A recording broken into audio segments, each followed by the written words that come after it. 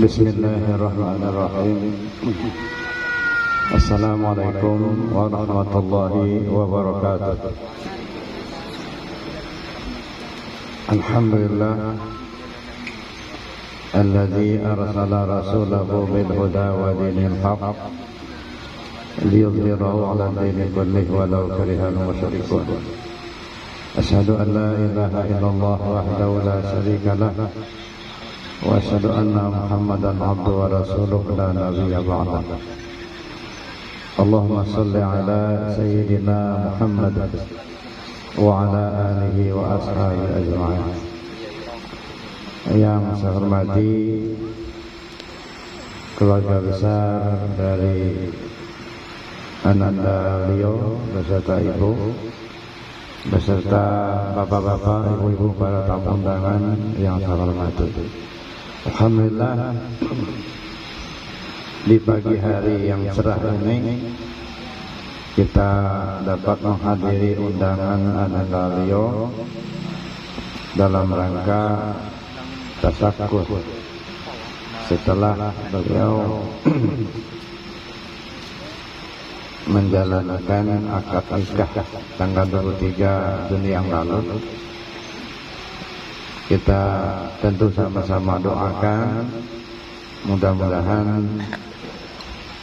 pasangan keluarga yang baru ini menjadi keluarga yang sakinah, mawaddah, warahmah. Mudah-mudahan dianugerah oleh Allah putra-putri yang soleh dan solehah,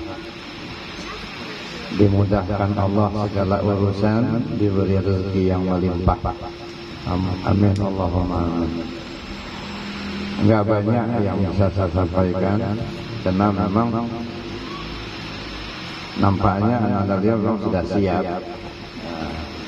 sudah siap menanggung beban rumah tangga, sebab namanya berumah tangga ini mungkin kayak ombak lautan.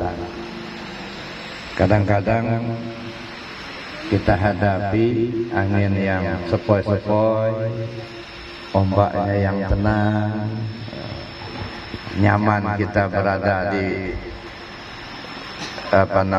di atas bahtera rumah tangga. Tapi kadang-kadang ada juga ombak yang agak besar, angin yang agak kencang. Nah, disitulah diperlukan ketangguhan.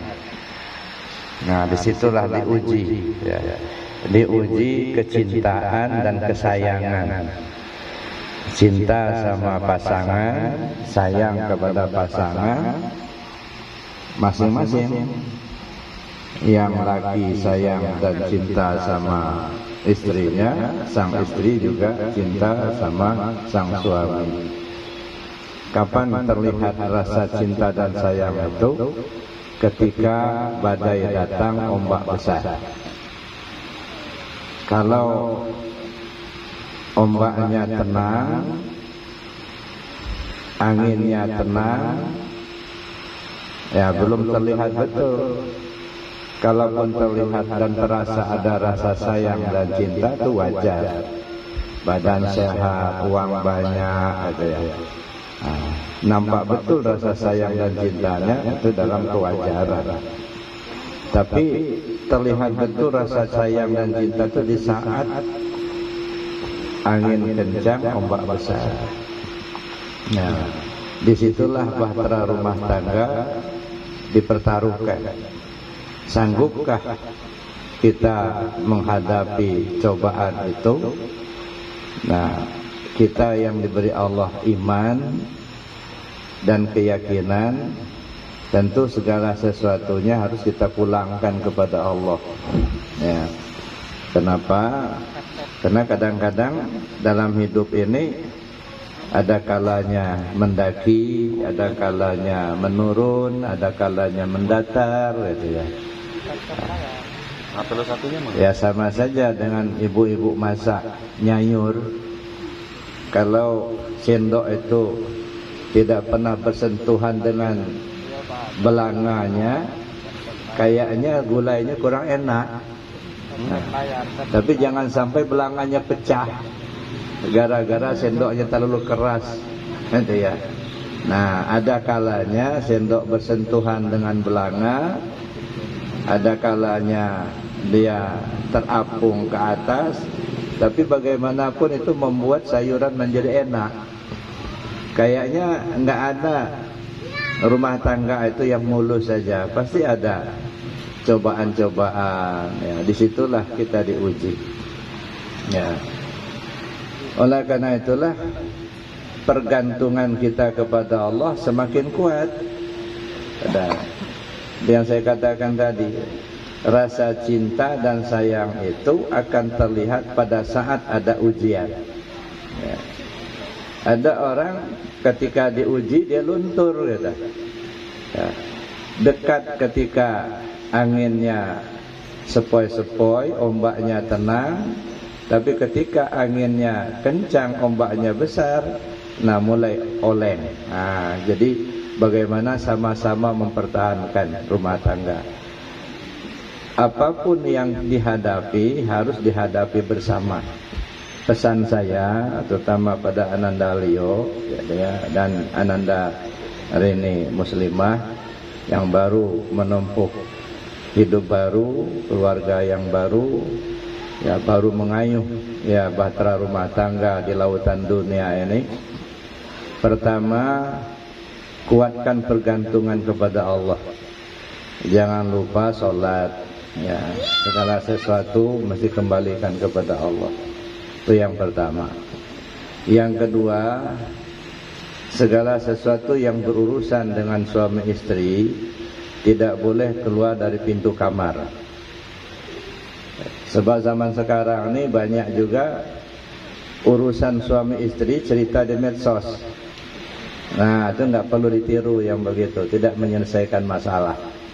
Nah, jadi apapun yang dialami oleh suami istri tidak boleh keluar dari pintu kamar. Satu.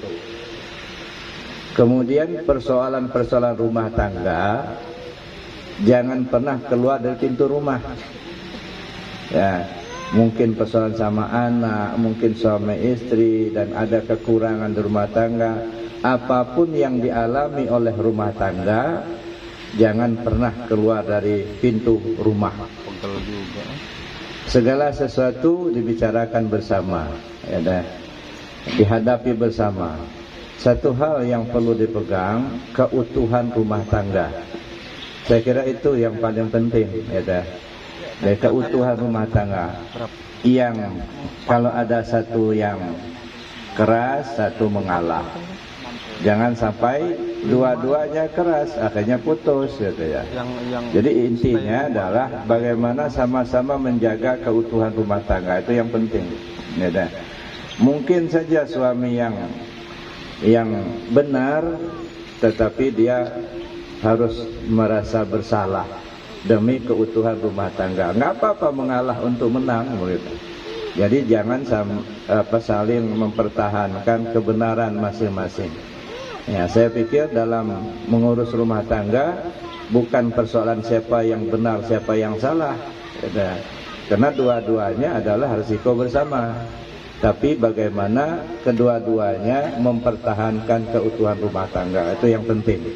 Mungkin suami yang salah, mungkin istri yang salah, itu ya. Kalau suami yang salah, istrinya benar, atau istri yang salah, suami yang benar, tidak perlu menonjolkan siapa yang salah, siapa yang benar. Tetapi bagaimana menjaga keutuhan rumah tangga. Kemudian kebahagiaan itu akan didapati, kata Nabi SAW, arba'un man untihirna faqad untiya khairud dunya wal akhirah. Ada 4 faktor, ya. Siapa orang yang diberi Allah 4 macam ini, nilainya sama dengan diberi kebaikan dunia akhirat. Nah, jadi ada 4 macam yang kalau dikasihkan Allah kepada pasangan suami istri, dikasihkan Allah kepada seseorang, maka nilainya sama dengan mendapat kebaikan dunia akhirat. Arba'un man untihinna faqad untiya khairat dunya wal akhirah. Ada 4 macam barang siapa yang diberikan oleh Allah kepada seseorang, 4 macam ini sama nilainya dengan kebaikan dunia akhirat. Yang pertama, qalban syakiran, hati yang pandai bersyukur. Ya. Agak susah ya mensyukuri suatu nikmat dari Allah kalau kita hanya melihat materinya. Saya ambil contoh, ada seorang pimpinan memberikan hadiah kepada karyawan teladan. Nah, jadi dia seorang pimpinan mulai memilih siapa di antara karyawan teladan yang akan mendapatkan hadiah dari sang raja ini. Setelah diadakan seleksi, terdapat 3 orang yang termasuk pegawai teladan. Ketiga-tiganya ini diberikan hadiah berupa 1 ekor kuda. Kalau zaman dulu Pak, kalau sudah dapat kuda itu sudah luar biasa, kendaraan yang sangat mahal. Ya taruhlah kalau zaman sekarang ini ya kudanya Fortuner lah itu. Nah, dikasih Fortuner itu. Yang satu ini begitu dikasih hadiah sangat senang. Kenapa dia senang? Karena sudah lama diidam-idamkan ingin mendapatkan sebuah mobil Fortuner. Dah lama diidam-idamkan. Kalau zaman dulu kan kuda. Ya, sudah lama diidam-idamkan bagaimana supaya mendapatkan seekor kuda.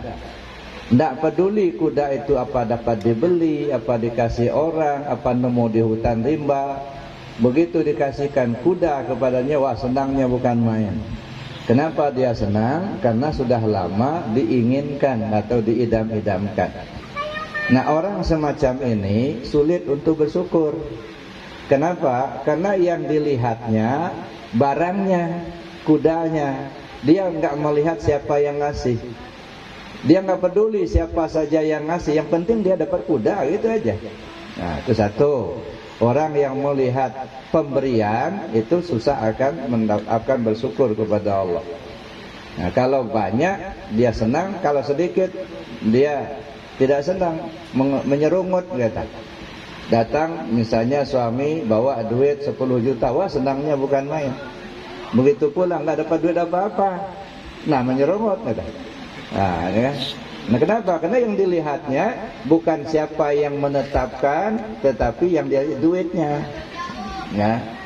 Ya, maka ada istilah saya lihat di medsos itu, ya kata si ustadznya, bagaimana ibu-ibu katanya. Ya, kalau suami nggak pulang tapi ninggal duit, nggak apa-apa. Nah, kalau ditinggal suami tapi ada yang meninggalkan duit, nggak apa-apa. Nah, saya kira hal yang begini nggak benar ya. Jadi ya, ada atau tidak itu bagaimanapun usaha bersama. Itu yang pertama. Yang kedua, karyawan yang kedua ini senang benar dia mendapatkan kuda itu. Kenapa dia senang? Dalam pikirannya, kalau saya dapat kuda ini, insya Allah dagangan saya laris. Karena dia banyak membeli barang dari luar, kendaraan nggak punya, tapi dengan adanya kuda itu dagangannya bisa dibawa ya lebih banyak gitu ya. Biasanya pakai sepeda, ini pakai mobil gitu ya.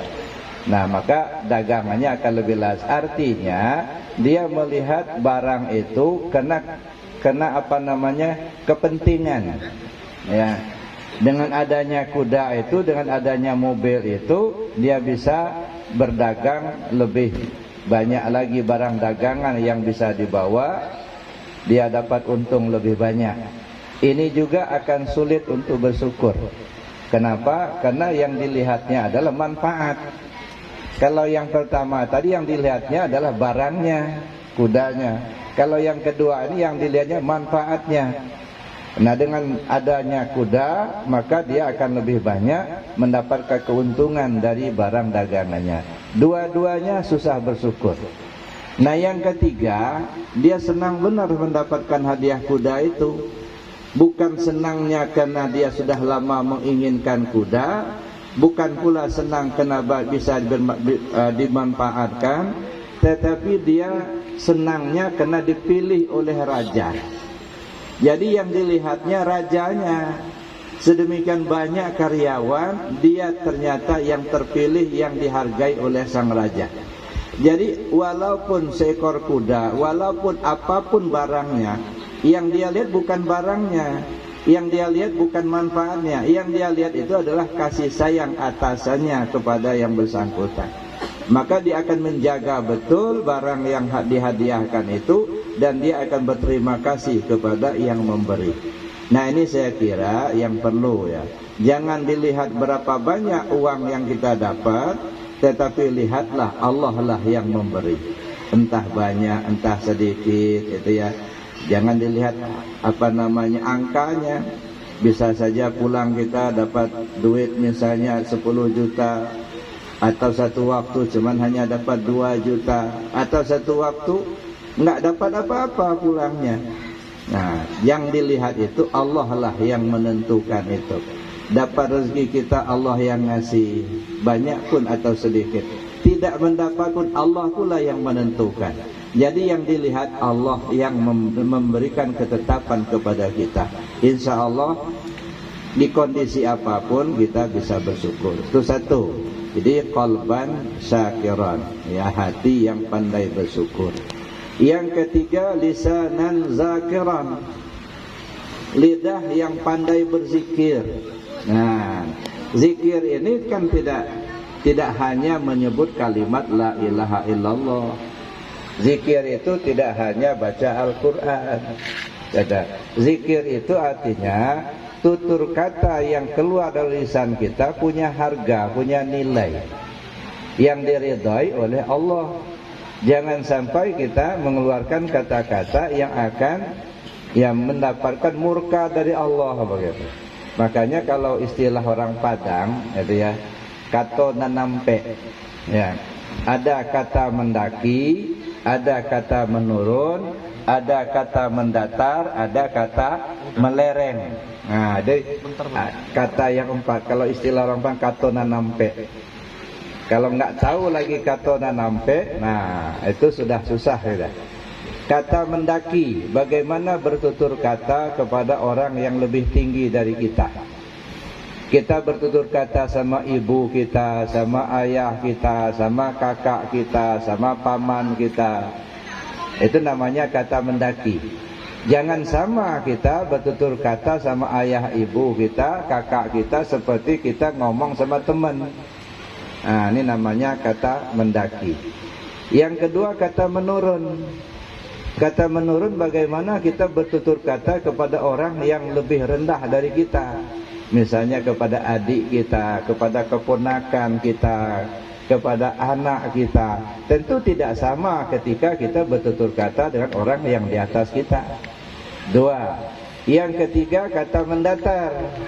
Bagaimana kita bertutur kata dengan orang yang sebaya dengan kita, teman-teman kita. Tidak sama kita bertutur kata dengan orang tua kita atau dengan adik kita, gitu ya. Itu namanya kata mendatar. Yang keempat, kata melereng. Nah, kata melereng ini kiasan-kiasan, sindiran-sindiran. Ya. Kalau orang zaman dulu kan pintar benar sindiran itu. Tapi kalau zaman sekarang kadang-kadang ya nggak ngerti-ngerti disindir. Kalau nggak terus terang begitu. Kalau zaman dulu ya ibarat kata orang ya, berkilat saja ikan di air sudah tahu dia jantan betinanya. Nggak usah dipegang-pegang begini ya. Artinya lewat aja ikan itu di kolam ada tahu dia jantan betina. Jadi pintar dia melihat dan membaca situasi. Ya. Ada dulu ceritanya ada seorang ibu. Orang ibu ini baru mantu. Ya. Kebetulan si mantunya ini laki-laki. Jadi mantu yang laki-laki ini agak kesiangan. Tiap hari kesiangan bangunnya. Jam 7 belum bangun. Sholat subuh enggak gitu ya. keluar dari kamarnya sudah jam 8, jam 9, tidur terus. Jadi gimana negornya? Ini mantu baru ini. Mau terus terang nggak berani. Kebetulan kamarnya itu agak dekat dengan dapur. Nah, namanya di kampung, dapur di kampung itu pakai tungku. Jadi tungku itu masaknya pakai kayu. Biasa kalau pagi-pagi itu kucing itu tidur di tungku itu karena agak hangat. Jadi begitu ibu itu turun ke dapur mau masak, dilihatnya ada kucing lagi tidur dekat tungku tadi. Lalu ibu tadi ngomong, waduh kucing udah siang begini belum juga bangun. Nah, kedengaran sama mantunya itu. Nah, saya bilang kucing sama mak saya. Besoknya pagi-pagi udah bangun dia. Ya, nggak mau lagi agak kesiangan. Nanti dibilang kucing lagi sama maknya. Ya, ini sindiran. Sebenarnya maknya itu memang betul-betul ada kucing tidur di tungkunya itu. Cuman karena si mantu ini pintar juga menganalisa omongan gitu ya. Ya, kata maknya, waduh kucing ini udah siang begini belum juga bangun. Nah, akhirnya besoknya nggak mau lagi kesiangan si mantu tadi. Nah, ini jadi begitu ada kata sindiran langsung paham saja. Inilah yang saya katakan tadi. Ya, ada 4 kata. Kata mendaki, kata menurun, kata melereng, kata mendatar. Nah, kita harus paham ini Nandalio ya. Kapan kita akan bicara sama orang di atas kita, bagaimana kita bertutur kata dengan orang yang di bawah kita, bagaimana kita bertutur kata dengan teman sebaya, bagaimana kita bertutur kata dengan orang-orang yang katakanlah paman misalnya ya, atau orang-orang yang kita segani tapi kita nggak berani untuk berterus terang, itu namanya kata melereng, sindiran-sindiran. Nah, itu yang kedua. Jadi yang pertama qalban syakiran, pandai berzikir. Yang kedua yang pertama hati yang pandai bersyukur, yang kedua lisan yang pandai berzikir. Nah, untuk itu latihlah lidah ini dengan kalimat-kalimat zikir. Ya, misalnya subhanallah, alhamdulillah, ya, astaghfirullah. Jangan lagi kita mengatakan kata-kata yang enggak ada manfaatnya. Ya, banyak kan omongan kata-kata di kita ini yang kadang-kadang enggak punya arti, enggak punya manfaat. Kadang-kadang justru ya agak agak sungkan menyebutkan, misalnya seleh kidah. Apa ini seleh kidah? Astanaga. Itu sudah kadang-kadang terbiasa ya. Sering saya katakan, mungkin zaman dulu kan orang ya nenek moyang kita kan agama Hindu dulu itu ya, belum terbiasa berbahasa Arab. Jadi nggak bisa ngomong bahasa Arab ya. Kalau bahasa Arabnya astaghfiruka, nggak bisa ngomong astaghfiruka, astanaga. Ada diplesetkan jadi astanaga. Nah, itu ditinggalkan aja kalimat-kalimat yang seperti itu, ganti astaghfiruka atau astagfirullah. Seleh kidah, apa ini seleh kidah? Ada mungkin zaman dulu karena belum bisa berbahasa Arab, subhanallah kata. Nah, karena lidah belum terbiasa, subhanallah dijadikan seleh kidah. Nah, akhirnya sekarang kita sudah sadar betul dan kita sudah biasa. Nah, hal-hal yang tidak ada manfaat coba kita tinggalkan. Yang ketiga, ya, kunci kebahagiaan itu kata Rasul, wa badanan 'alal bala'i sabiran. Sabar di dalam menghadapi berbagai macam tantangan.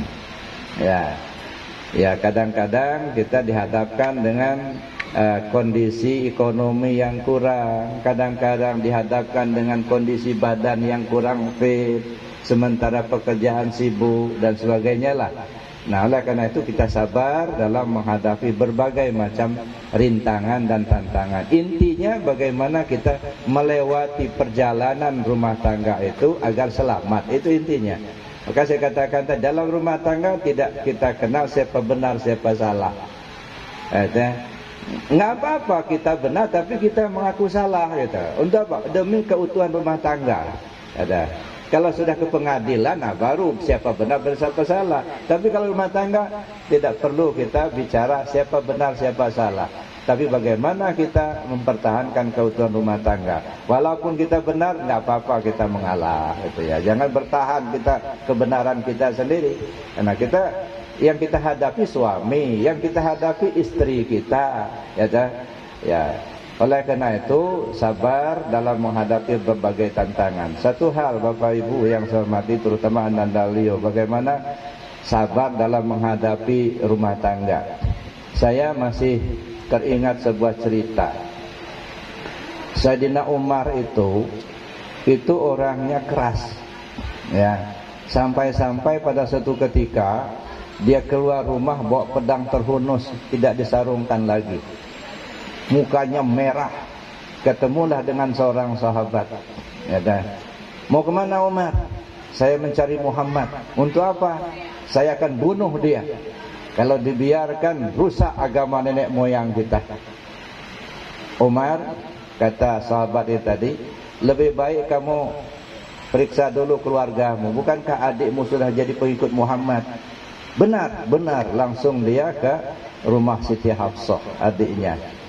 Begitu diketok pintu dikunci, nggak dibuka. Diterjangnya sampai pintu pun rusak. Ditamparnya adiknya sampai berdarah.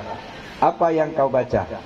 Al-Quran. Sini, la yamassu illal mutahharun, kata adiknya. Baca. Begitu dibaca oleh adiknya, langsung netes air mata. Dibaca surat Thaha ayat 1 sampai 18. Terenyuh, ya, netes air matanya. Di mana Muhammad sekarang? Untuk apa kau cari Muhammad? Saya akan masuk Islam, katanya. Kalau begitu Kak, katanya, Rasul ada di Darul Arqam, ke sanalah. Berpelukanlah kakak beradik, bertangis-tangisan. Datanglah Umar bin Khattab radhiyallahu anhu bawa pedang yang sudah tidak sarung lagi. Begitu dilihat oleh sahabat, Umar datang langsung dibenteng oleh sahabat di depan Rasul. Kata Rasul, sudah ke belakang aja, biarkan saya aja yang menghadapi.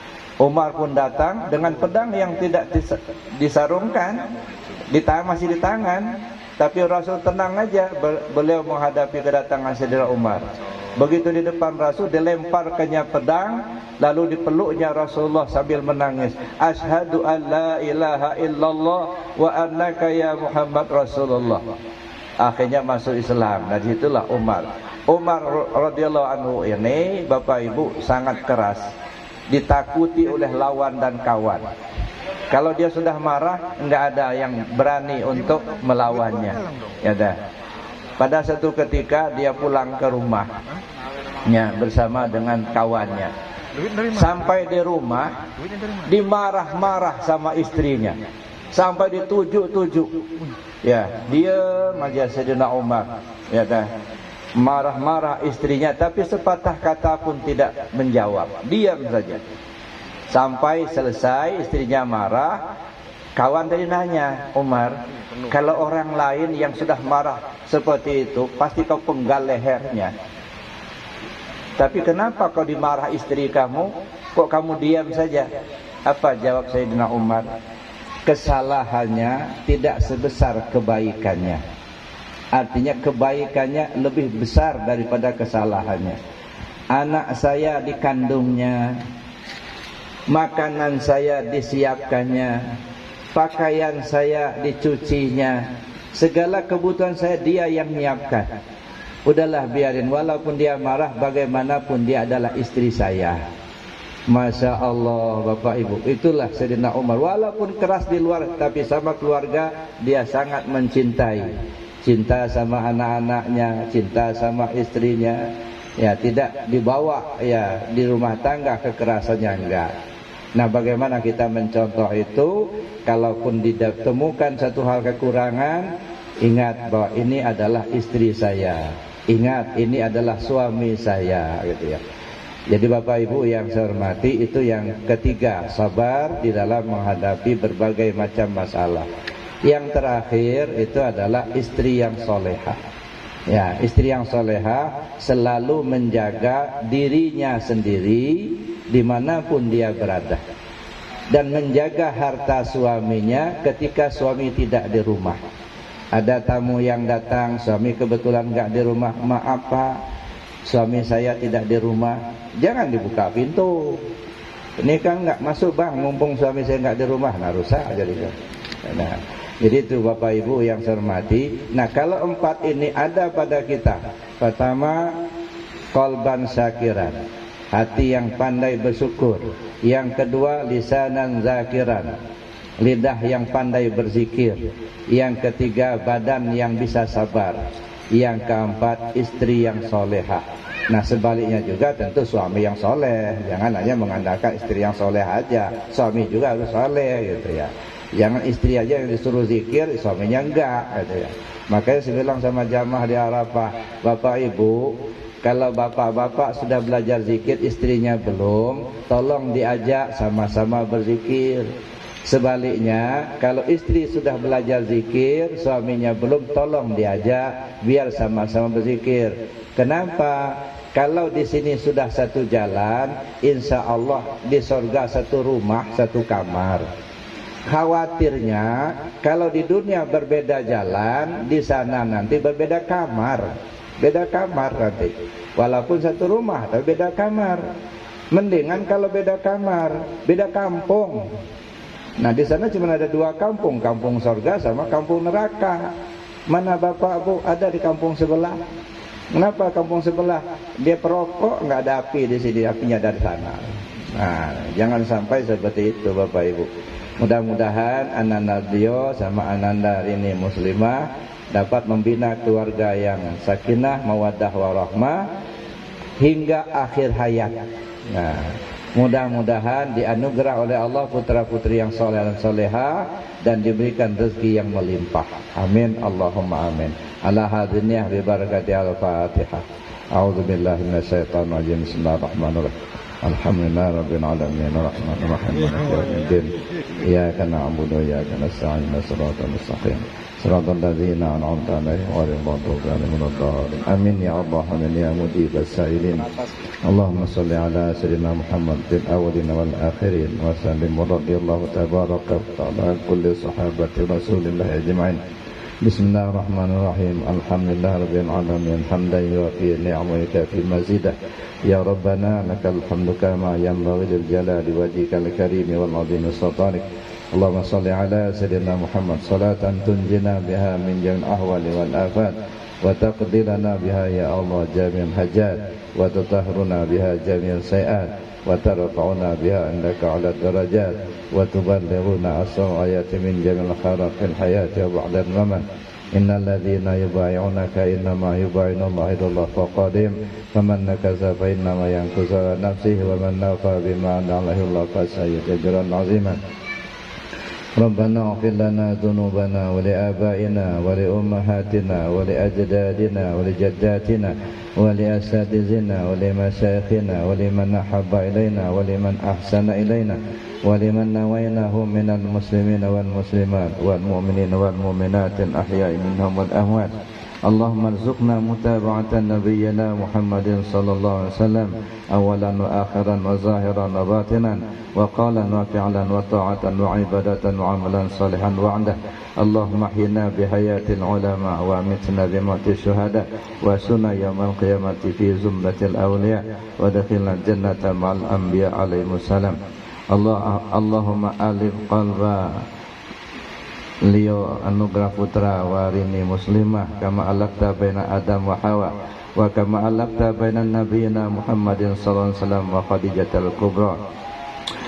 Allahumma lakal hamdu syukran wa lakal manu fadlan wa anta rabbuna haqqan wa nahnu abiduka riqan wa anta lam tazal li zalika ahlan.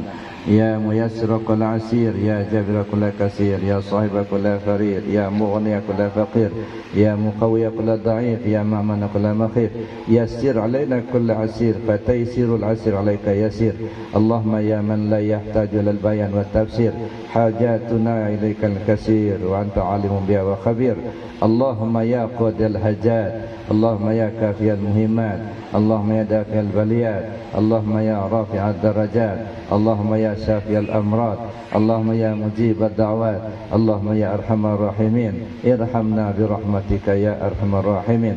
ربنا لا تزغ قلوبنا بعد إذ هديتنا وهب لنا من لدنك رحمة إنك أنت الوهاب. ربنا آتنا في الدنيا حسنة وفي الآخرة حسنة وقنا عذاب النار وادخلنا الجنة مع الأبرار يا عزيز يا غفار يا رب العالمين. وصلى الله على سيدنا محمد وعلى آله وصحبه أجمعين. سبحان ربك رب العزة عما يصفون وسلام على المرسلين والحمد لله رب العالمين. الفاتحة. أعوذ بالله من الشيطان الرجيم. بسم الله الرحمن الرحيم. الحمد لله رب العالمين الرحمن الرحيم مالك يوم الدين. إياك نعبد وإياك نستعين اهدنا الصراط المستقيم صراط الذين أنعمت عليهم غير المغضوب عليهم ولا الضالين. Demikian saja Bapak Ibu yang dapat saya sampaikan. Terima kasih atas perhatian dan kesabarannya. Billahi taufiq wal hidayah. Wassalamualaikum warahmatullahi wabarakatuh.